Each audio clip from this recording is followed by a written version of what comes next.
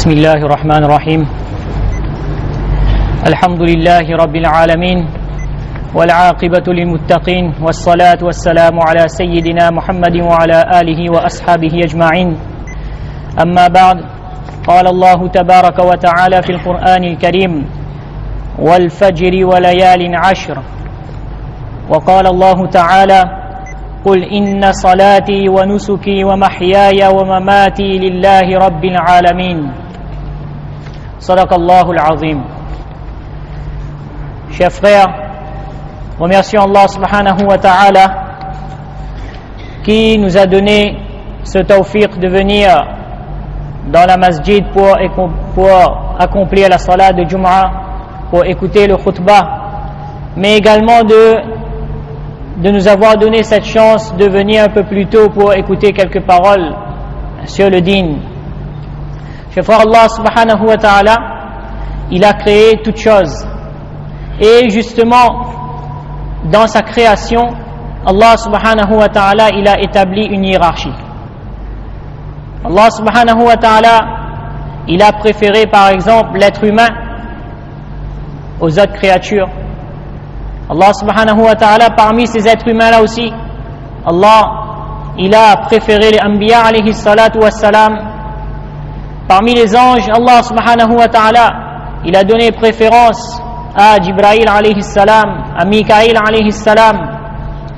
Et de la même manière, en ce qui concerne le temps aussi, Allah subhanahu wa ta'ala, il a donné préférence à des moments sur d'autres. Allah tabarak wa ta'ala, il a préféré le mois de Ramadan par rapport aux autres mois. Allah subhanahu wa ta'ala, il a préféré le jour de Jum'ah par rapport aux autres jours.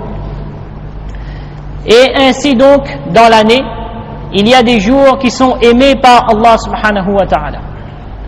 Et justement, il va nous arriver dans quelques jours des jours qui sont vraiment très précieux, très appréciés par Allah subhanahu wa ta'ala.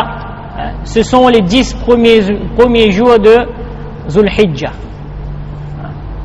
Et donc dans quelques jours, il y aura des gens qui vont avoir la chance d'accomplir le Hajj. Le Hajj qui est le voyage le plus important dans la vie d'un être humain. Le voyage par lequel cet être humain-là, ce banda, ce serviteur d'Allah, il va pouvoir blanchir son livre de compte, le mauvais côté de son livre de compte, il va pouvoir blanchir ça auprès d'Allah. Avec le hajj, celui qui retourne de ce hajj-là, il sera le hajj qui est maqboul, accepté par Allah. Cette personne-là sera comme l'enfant qui sort du ventre de sa mère. Et ce hajj qu'il va accomplir là, alors, le prophète sallallahu alayhi wa sallam, il dit que le hajj maqboul, accepté par Allah, il n'y a pas de récompense pour ce hajj-là que le Jannah.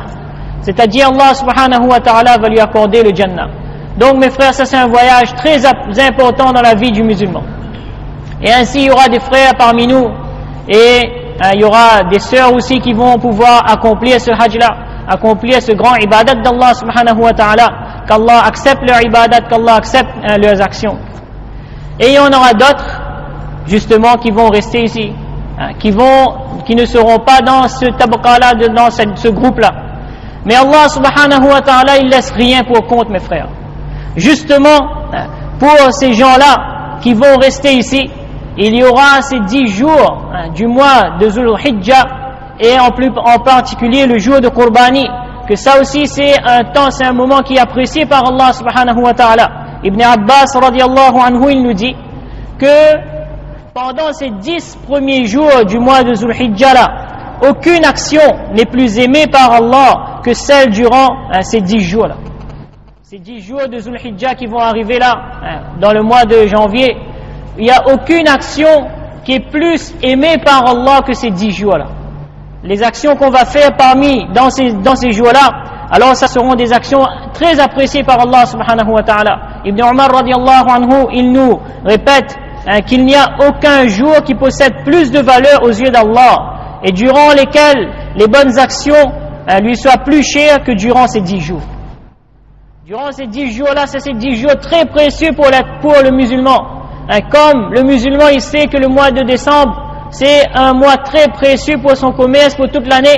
Alors il doit comprendre aussi que ces jours qui vont venir là, ça c'est des jours que Allah lui-même il dit, que le prophète sallallahu alayhi wa sallam nous dit qu'il n'y a pas d'autre jour que Allah il aime plus les actes d'adoration dans ces jours-là. Alors, Ibn Omar radiallahu ta'ala anhu, il continue son hadith, il dit que alors pendant ce jour-là, faites beaucoup de tahlil, lisez beaucoup la ilaha illallah, faites beaucoup de takbir et de tahmid, c'est-à-dire disez beaucoup Allahu Akbar, disez beaucoup Subhanallah, Alhamdulillah, faites beaucoup de zikrullah. Ça c'est très apprécié par Allah subhanahu wa ta'ala. Et concernant justement quelle est la particularité de ces jours-là aussi, qu'est-ce qu'on nous a recommandé aussi pendant ces jours-là qui vont venir. Alors le prophète sallallahu alayhi wa sallam, il dit que le jeûne de chacun de ces jours, les 10 jours de Zul Hijjah, le jeûne de chaque jour équivaut à 1 an de jeûne. Une année de jeûne. Chaque jour qu'on va jeûner pendant les 10 premiers jours de Zul Hijjah, c'est comme 1 an de jeûne.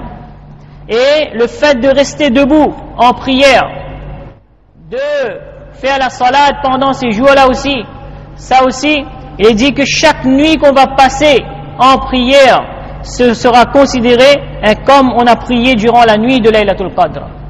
Durant le Laylatul Qadr, durant la nuit du destin. Donc ça, vraiment, ce sont des jours précieux, d'une importance capitale qui vont arriver pour le musulman. Et ensuite donc va suivre ces quelques jours-là aussi le Qurbani, le Udhiyah, le sacrifice, que vraiment ça aussi c'est une occasion en or pour le musulman, que même s'il n'a pas pu faire le Hajj aussi, comme on a dit, Allah subhanahu wa ta'ala lui-même, comment il est clément. Allah subhanahu wa ta'ala il est prêt à pardonner à chaque personne. Celui qui va pour le Hajj aussi, lui aussi, alhamdulillah, ses péchés seront pardonnés. Mais celui qui n'a pas eu cette chance-là aussi, Allah subhanahu wa ta'ala lui a laissé la chance d'au moins d'accomplir le Qurbani chez lui. Il dit que, donc, concernant ce Qurbani-là, que le Udhiyah, qu'il n'y a pas aucune autre action plus aimée en ce jour-là. En ce jour-là, il n'y a aucune autre action plus aimée que ce Qurbani-là même. Que ce Qurbani, que chaque Allah subhanahu wa ta'ala, il va pardonner le péché, tous les péchés de la personne avant que le premier goutte de sang n'atteigne le sol. Les péchés de cette personne-là seront pardonnés. Alors vraiment, comment ça c'est une très bonne occasion. Chacun de nous, on est concerné ceux qui vont pour le Hajj aussi. Maintenant, ceux qui vont rester aussi, on a la possibilité de retourner vers Allah, de se faire pardonner par Allah subhanahu wa ta'ala. Mais justement, concernant, ça c'était le but de notre bayan aussi, concernant le Qurbani, j'aimerais donc, c'est-à-dire exposer quelques règles concernant le Qurbani, justement. Alhamdulillah, beaucoup de frères parmi nous, on va faire le Qurbani. Et premièrement donc, il faut savoir, on va essayer d'énoncer quelques règles concernant, c'est-à-dire sur qui le Qurbani est wajib. Et ça, il faut bien comprendre aussi, mes frères. Il faut bien comprendre sur quelle personne le Qurbani il est wajib. Alors si on prend les écrits donc des ulama, dit que toute personne musulmane, homme ou femme, pubère, libre, sain d'esprit, qui n'est pas fou, qui n'est pas en voyage, et sur qui la sadaqatul fitr est wajib. Sur cette personne-là, le Qurbani est également wajib. Alors donc là, ça c'est la règle générale. Maintenant je vais donner un peu de précision. Sur qui la sadaqatul fitr est wajib. Alors ça aussi il faut bien comprendre, mes frères, qu'en général nous dans notre société on a c'est-à-dire on a cette perception des choses là, qu'il existe 3 catégories de personnes: le riche, le pauvre et il y a la personne intermédiaire. D'accord?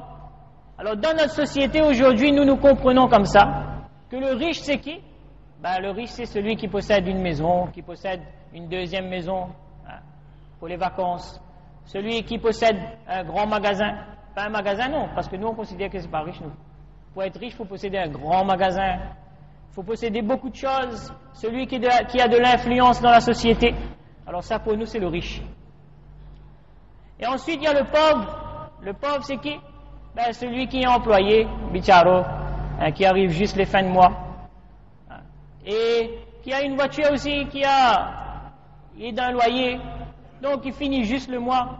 Alors pour nous, ça c'est, pour notre conception des choses dans notre société, ça c'est le pauvre. Il a de l'argent, mais tout juste s'il peut tirer un petit peu pour mettre de côté, pour faire des économies, etc. Mais en général, comme on dit, le diable par la queue à la fin. Donc il finit juste le mois. Donc ça c'est le pauvre pour nous. Et la personne intermédiaire, c'est qui?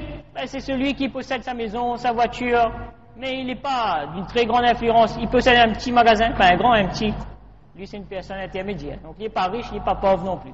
Ça, c'est la conception de notre société. Maintenant, mes frères, dans l'islam aussi, selon la charia aussi, il y a les mêmes trois catégories. D'accord? Il y a le riche aussi, il y a le pauvre aussi, et il y a la personne intermédiaire aussi. Mais seulement, il y a un petit décalage entre la notion que la charia nous impose pour ces trois personnes-là et ce qu'on on entend aujourd'hui. Il faut savoir que le riche, c'est-à-dire ceux qui, la zakat sera wajib, sadaqatul fitr sera wajib, et également le udhiya, le qurbani sera wajib. C'est qui? C'est une personne qui possède, je crois en ce moment, le nisab, c'est-à-dire à peu près 160 €. Celui qui possède cette somme-là en monnaie, alors il faut comprendre que selon la charia, ça c'est une personne riche. C'est pas celui qui possède un grand magasin, 3-4 maisons, 5-6 lotos, non.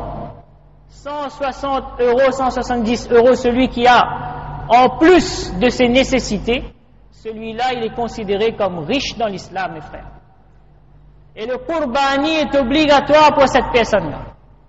Ça c'est le riche, ça. Dans l'islam, c'est celui qui est riche. Qurbani est wajib sur cette personne-là.